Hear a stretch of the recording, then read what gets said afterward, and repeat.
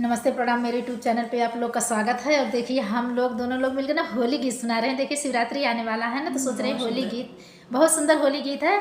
आप लोग सुनिएगा और सुन के कमेंट करके ज़रूर बताइएगा कि हम दोनों लोग का गाना आप लोगों को कैसा लगा।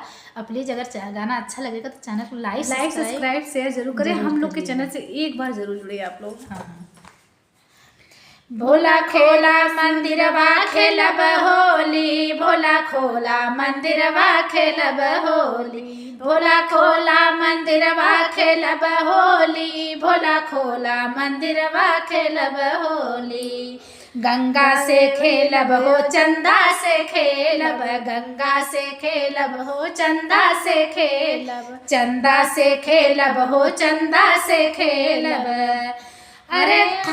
अरे गौरा से खेलब अरे नगवा से खेलब हरा हरा बोली, अरे नगवा से खेलब हरा हरा बोली। भोला खोला मंदिरवा खेलब होली, भोला खोला मंदिरवा खेलब होली, भोला खोला मंदिरवा खेलब होली, भोला खोला मंदिरवा खेलब होली, भोला खोला मंदिरवा खेलब होली। कार्तिक से खेलब गणेश से खेलब, कार्तिक से खेलब गणेश से खेलब, गणेश से खेलब गणेश से खेलब, कार्तिक से खेलब गणेश से खेलब। गौरा से खेलब हर हर बोली, गौरा से खेलब हर हर बोली। भोला खोला मंदिरवा खेलब होली, भोला खोला मंदिरवा खेलब होली, शिवा खोला मंदिरवा खेलब होली, शिवा खोला मंदिरवा खेलब होली। अरे बसहा से खेलब हो नंदी से खेलब, बसहा से खेलब हो नंदी से खेलब, नंदी से खेलब हो नंदी से खेलब।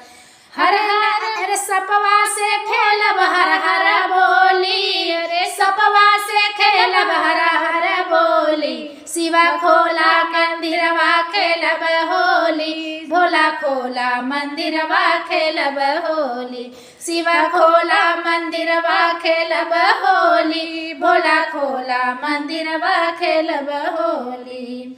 डमरू से खेलब त्रिशूल से खेलब, डमरू से खेलब त्रिशूल से खेलब, त्रिशूल से खेलब, त्रिशूल से खेलब।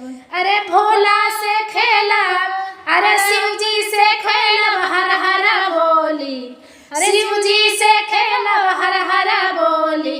शिवा खोला मंदिरवा खेलब होली, भोला खोला मंदिरवा खेलब होली, शिवा खोला मंदिरवा खेलब होली, भोला खोला मंदिरवा खेलब होली, भोला खोला मंदिरवा खेलब होली, भोला खोला मंदिरवा खेलब होली। कैसा लगा हम लोग गाना प्लीज़ सुनिएगा और सुन के कमेंट करके ज़रूर बताइएगा।